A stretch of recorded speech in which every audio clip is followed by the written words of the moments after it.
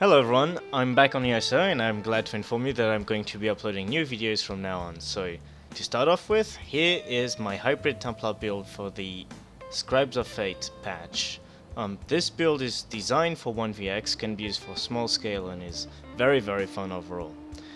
Before I get into the ins and outs of the setup, I'd like to talk about the Templar changes that happened over the last few months. So, as you may all know, the biggest problem about Templar right now is its damage. Why? Because first of all, we got a nerf to Purifying Light, which was fixed and is now useless to put on your bars for open world PvP.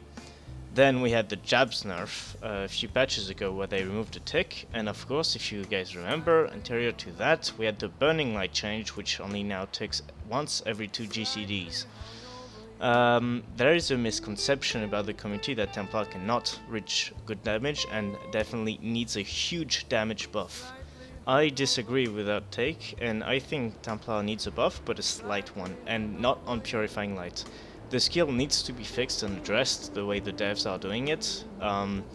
For example, by lowering the amount of damage you need to reach maximal output on Purifying Light.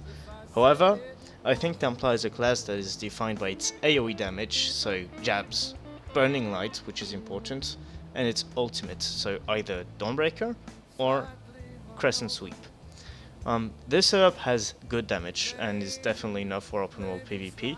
It has room to build for more at the expense of sustain and tankiness, and is overall very fun to play, more so than the build I used to run with Sea Serpent's Coil a few months ago, if you guys remember. Okay, so I'm going to be getting into the sets now. So I'm using Ballogs, that didn't change, medium well fitted, Gallant Chain in heavy reinforced, and then I'm using Mechanical Acuity belt, boots and legs, all in medium, and you want them to be well fitted. I have Divines right now because I'm missing Transmutes, but that is going to change really soon. Now for the jewelry, I am using Rallying Cry, 3 pieces in infused with a physical damage enchant. You want to go infused simply because the extra flat spell damage is going to increase both your healing and your damage. And these values are added to your core spell damage, which get inflated by the percentage based buff you have on this setup. Then I'm using Mechanical Acuity axes, non-honed with a physical damage enchant, and Mechanical Acuity second axe with sharpened and shock damage. The reason for this enchant is that it procs minor breach, and this one procs minor vulnerability. For the back bar, we are using a restoration staff in defending with a berserker enchant. You could go for a nice staff if you prefer the block mitigation, however I prefer resto simply because of its better passives. So restoration staff has one of the best skill lines in the game regarding its passives. So first of all, mostly because of the absorb passive, which gives you a lot of magicka when you start blocking. On the other hand, you have a restoration expert, so if you decide to play in group, you are going to have a fuck ton more healing.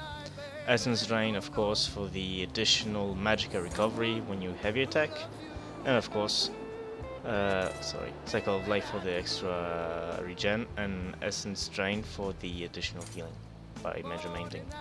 And Restoration Master, which increases your healing with the Resto ulti by 5%. Okay, so that's for Resto. Now, as you may have noticed, we're not using Sea Serpent's Coil anymore. That is because you need the mobility in this patch, and Sea Serpent's Coil is going to be down quite often in this patch because they reduced the healing of Vigor a few patches ago, and it's actually quite hard to keep the uptime on it on Templar now. Basically, you cannot really full face tank like you could before. You actually need to use line of sight more and use a burst heal. So instead of using Sea Serpent's Coil, we are now opting for Thrashing Stranglers. You want them to be well fitted as well. This mythic is not overpowered, however it's being used by a lot of players at the moment, and it's very good because it gives you, as I said earlier, a large amount of core spell damage which gets inflated. So in the end you're going to be able to reach large amounts of spell damage, which are going to give you crazy tooltips on both your offense and your defense. Yeah, this mythic is necessary in my opinion. Firstly, because that lets you go 5-1-1. You need as many medium pieces as possible. And the healing you get from this is insane. So you really want to run this. Okay, let's get into the skills. This didn't change much. I'm using Camouflaged Hunter, Biting Jabs. Some players next patch think of dropping camo for either Soul Barrage, simply because it's getting buffed and is going to add a new buff called Sun Sphere, which increases class abilities damage by 5%. Personally, I prefer camo because of the spell damage buff from the Slayer passive. Okay, so that's for camo. You could also slot PL if you want that next patch. Personally, I'd like to keep my toolkit AoE. Then I'm using Biting Jabs, of course. You want to have major sorcery. Then Radiant Oppression, this needs to remain on your bars. It's completely overpowered and is going to deal up to almost 30k damage on one tick if you get lucky. Then Razor Caltrops for the AoE Major Breach. Resolving Vigor, you want to use Dawnbreaker of Smiting. Race Against Time for the speed buff and the critical damage increase. Restoring Focus, which is also getting buffed next patch. Living Dark. Honor the Dead, this is almost necessary, however you don't absolutely need to run it. You could also go with Radiant Aura, which is a great buff, which is going to give you almost 100% uptime on 15% Magicka and Stamina Recovery, which is always good on Templar. Then of course we use Extended Ritual and Life Giver. If you decide to go Destruction Staff, you have several options. Either you could go Eye of the Storm here, you could also go with Vamp Ulti, or you could also choose to go with Temporal Guard. Okay, now let's get into the CPs. I'm using 3 defensive CPs on this setup simply because you need the mitigation on Templar. You need to be able to face tank a minimum, even if I said earlier that we don't base our survivability on that completely anymore. You do want to have swift renewal and focus mending, because that way your heals are going to be insane, and that means you get to drop your tankiness a little bit to the point you don't get one shot, but where your healing are basically going to replenish your health almost instantly when you press them. Then I'm using Mastered Arms and not Fighting Finesse, because Mastered Arms is more damage, simply because it increases your flat skill damage instead of only the crits, which means that if I increase my core damage by 6%, it's going to get doubled when I start critting. And then I'm using Duelist Rebuff just to have a minimal amount of mitigation on my setup. Alright, now the red CPs. I am using Rejuvenation, which in my opinion is quite necessary, because if you don't run that, your stamina sustain is going to drop to about 1100, which is too low to dodge roll around. Then I'm using, of course, basic Survival Instincts and Pain's Refuge, which are necessary, you cannot really swap them out. And finally I'm using Sustain by Suffering, for the same reason as earlier, you need the extra recoveries.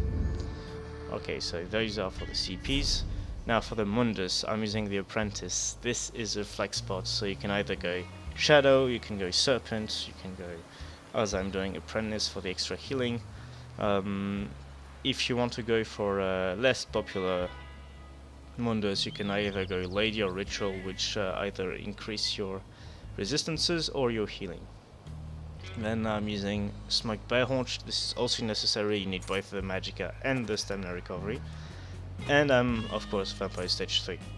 The race on this build is Imperial, and it's best in slots, and there kind of are no other choices, because Imperial gives you 3 things you need. You need max health, max stam, because when you decide to run Thracians, the loss of health you get from this mythic needs to be carried by something else on your setup, and if you go Imperial, you'll have the bare necessities, so you're barely under 29k health and 20k stam. If you decide to go with another race, those resources are going to get really low. I mean, okay, of course, Red Diamond is one of the best race passives in the game, not only because it reduces basically every cost, so Stamina, Magicka and Ultimate, but it also reduces your core abilities, so reduces your bash cost, block cost, break free, blah blah blah, and so on and so forth. And this is extremely good, so you do want to have an Imperial. it's necessary to sustain on this. Yeah, so that's pretty much it for the setup. If you guys have any questions, I'm available on Discord or in game at the @name @ViscousVoidling on PCNA and PCEU.